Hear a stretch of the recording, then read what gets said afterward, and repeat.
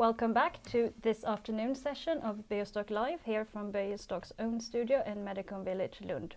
This session will focus on Miris Holding, a company with the aim of improving neonatal care.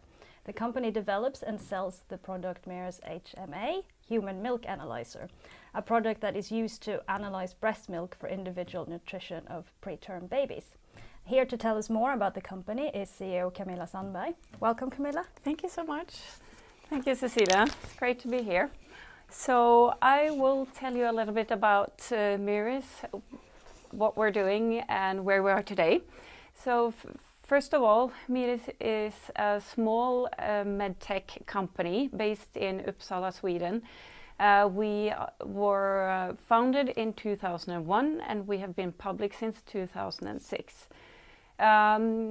As Cecilia said, we have today a product called the Miris Human Milk Analyzer. And this instrument is used to analyze breast milk to get the concentration of the macronutrients in breast milk.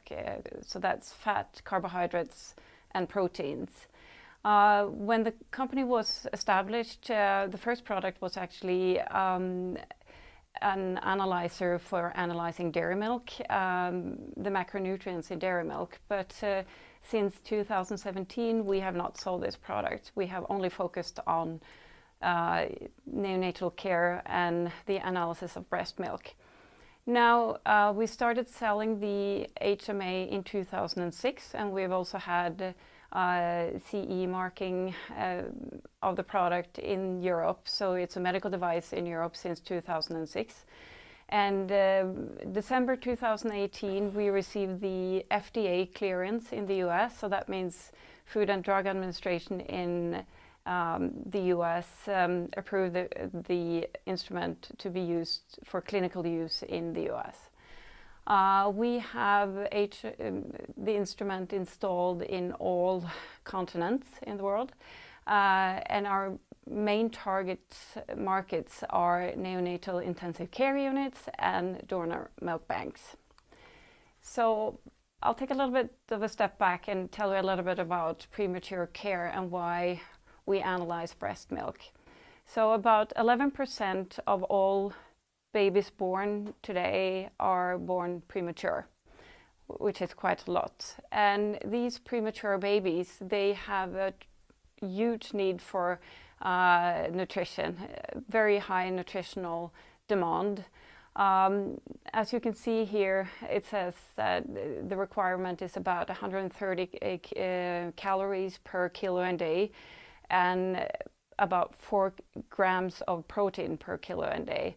Now, that could be a little bit different to understand what that actually means. So if you look at that for a grown-up, for an adult, 70 kilos person, a person cycling Tour de France requires about 130 calories per kilo a day.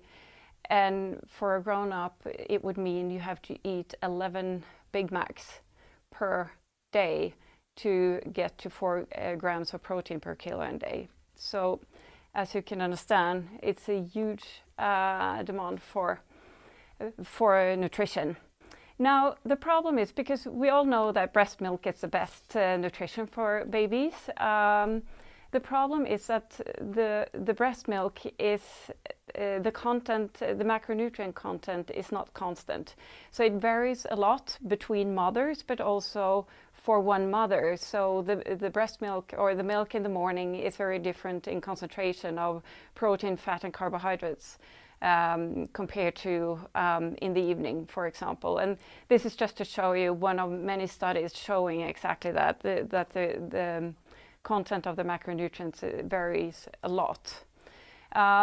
The problem with this is that the practice today is, or the standard of care today, is that clinicians assume that all breast milk has the same concentration of macronutrients. And this is a problem then, because since it's not, we know it's not, it means that the babies get different levels of actual nutrition. And I will show you this here, if it's possible to follow this. So if you have a 1 kilo baby, 1,000 grams baby, if you see to the left where it looks at protein, if you follow standard fortification, so you just add a standard amount of protein and energy, and the milk from the mother has 0.6 grams of protein, you will be off target by 31%. If the milk has 2.2 grams protein, you will be off target with almost 50% plus. And for a grown-up, that difference is 8 Big Macs. So that's a huge difference. The same for energy. If you have milk with 39 calories, you will be off target by almost 30%. If you have milk with 94 calories, you will again be off target by almost 50%. And as you can see in the adults, that's 1,500 calories per intake. So you can see the illustration here of how a grown-up would look with that difference. So this is extremely important because it will lead to malnutrition or overnutrition for these preterm babies. And that can basically give severe effects. So you can have poor growth, you can have visual impairment, developmental disorders. You can also, if you have overnutrition, you will have increase in body fat, impaired homeostasis, or cardiovascular diseases. So this is a huge and very real problem. So our solution to this is that when you do your fortification, instead of doing the standard fortification, which is used in most NICUs, you add a step of analysis where you analyze the breast milk from the mother, which will give you the exact amount of protein, fat, and carbohydrates in the milk. And then based on that, you can easily calculate exactly the needs of fortification for the baby. So exactly how much you need to add of protein and energy, for example. And after that, you obviously do, as you always do, evaluation of the growth of the baby to look at the growth charts, and you will have a perfectly growing baby. So that's what we're trying to teach dietitians and neonatologists all over the world. So just to talk a little bit about the market for the human milk analyzer. So for today, we talk about analysis of macronutrients in human milk. We estimate the market to be about 3.2 to 3.5 billion Swedish krona. And we divide the market into neonatal intensive care units, donor milk banks, universities and research centers, and women and children clinics in Asia. And it's the two first of them that are where you have the requirements of having medical device because it's used for clinical use. Just to touch upon competition, we don't really have competition. There are a few instruments out there that are calibrated against dairy milk. They are, most of them, automated, which is good in a way. The problem is that they use a lot of milk, and we don't want to use a lot of milk because we want every drop to go to the baby. And none of these instruments are medical devices. So per today, Miris has the only instrument that is available on the market for this. Now, since we received the FDA clearance in December 2018, we have talked about the US market for a long time. I just wanted to touch on that a little bit. There are two main markets here. It's the NICUs and the donor milk banks. In the US, there are about 1,100 NICUs, where about 700 of them are so-called higher level. And these are the NICUs that we are targeting, since they take care of the tiniest babies, which really need the target fortification. Most of the NICUs in the US are much larger than the European NICUs. They can be usually around 50, 60, 70, but up to 120 beds per NICU, which is really big. Until now, there has been no equipment available to be able to analyze the macronutrients in milk in a clinical setting. So so in the US, they have used this so-called standard fortification always. But we see very much a trend in the increased interest in nutritional care for preterm babies. Basically, everybody understands that we don't know how much, what the concentration is in breast milk, and we need a way to get it so we can give the babies the right amount of nutrients, basically. We also see the potential for a broader market, term babies with so-called failure to thrive, for example, and also cardiac babies where you need skimmed milk, for example. And also some of our clients are starting to they want to look at micronutrients in breast milk as well. So that's really interesting. When it comes to donor milk banks, in the US per today, you have 32 milk banks. They are really big, and they can cover up to a whole state. So they have 1,000 liters of donor milk. They analyze also the macronutrient content, but this is because they pool, for example, up to 4 mothers in one big pool, and then they analyze the milk and can label the milk before it goes out to a NICU, which is very helpful for the NICU then, because they then know the concentration in the milk.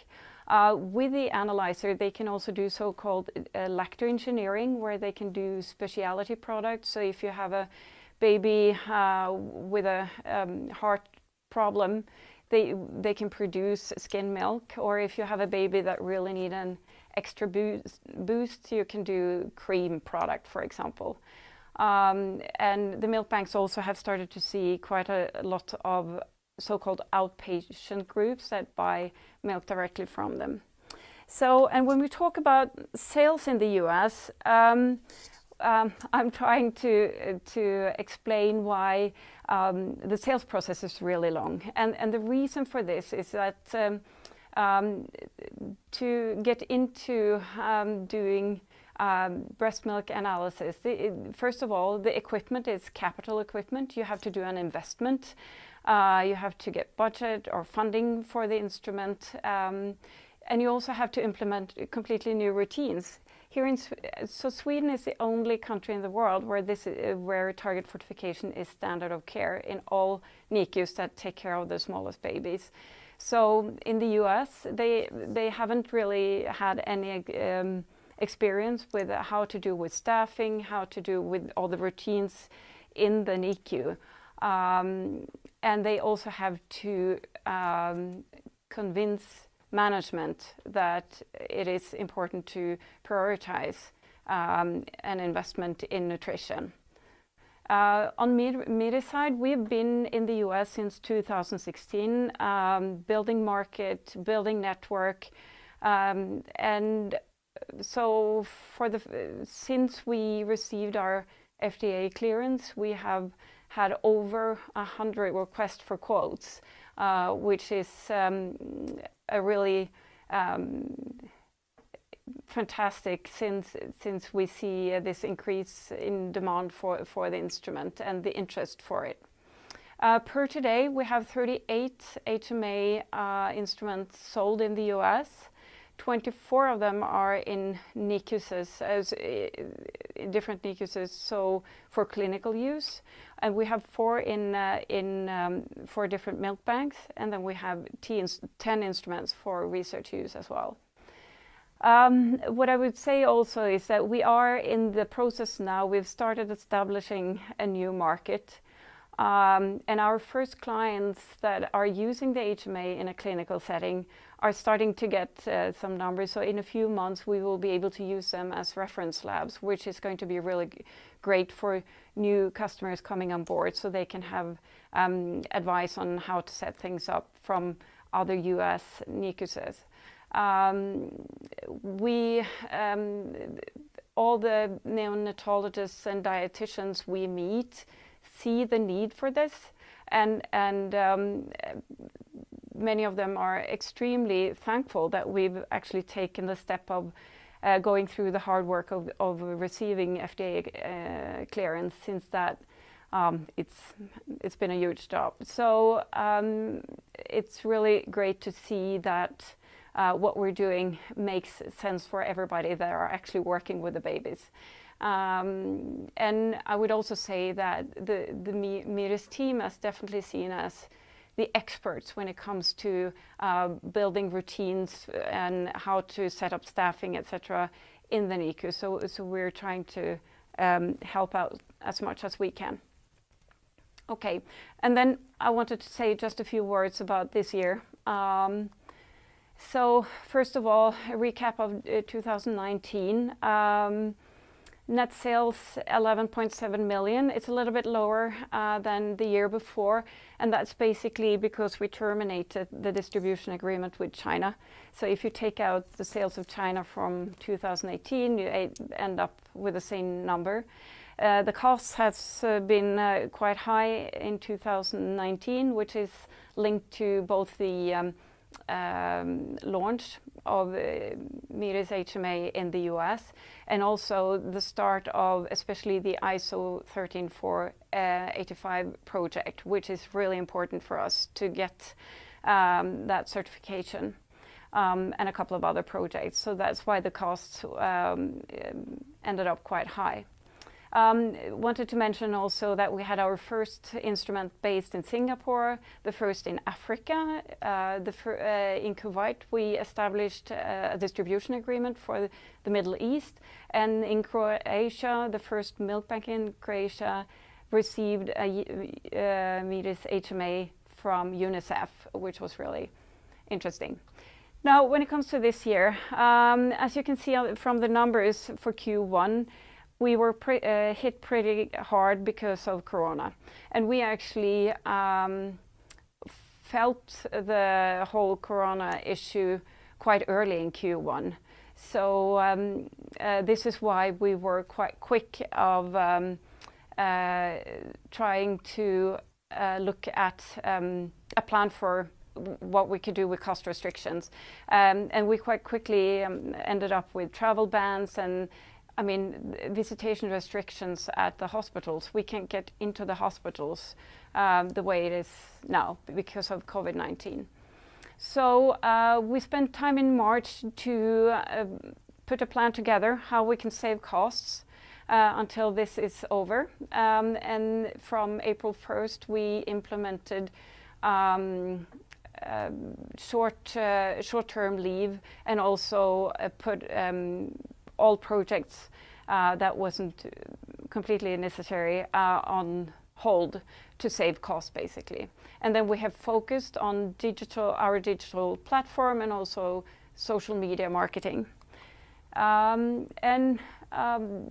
would say April to June then, so far Q2, we have been able to utilize our Miris studio, which we have had for a year now. And we have increased the number of seminars, which is really great, because even if the hospitals in the US, for example, are on lockdown, it's not like they're not working. They're still there. So we use the time as much as we can to advise, help in budget planning, and get people started, and also support clients, obviously. We can even now do online installations. So the hospital will have a technician on their side, and we will do the installation from our studio in Uppsala, which is really great. Wanted to mention also, beginning of May, there was a new paper that came out, which is really important to us, and we're going to talk much more about that in the coming weeks now, as we're doing an interview with one of the co-authors, who is one of our customers. And this is the first large study that clearly demonstrate the importance of target fortification. And this is really big for us. So I'm looking forward to tell you more about that in our social media. For May and June, wanted just to end with that. We can see that the market has started to move. Even if we can't travel and we can't come into the hospitals, we can see that things are happening. And this is why we are actually ending the short-term leave next week, because we need to work full-time. We have so much to do, and which is fantastic. So we're really happy about that. We're still keeping lockdown on cost and having restrictions on cost, just because we're so uncertain on how it will be in a couple of months. So we're trying to keep that. But other than that, we're in good shape. Thank you.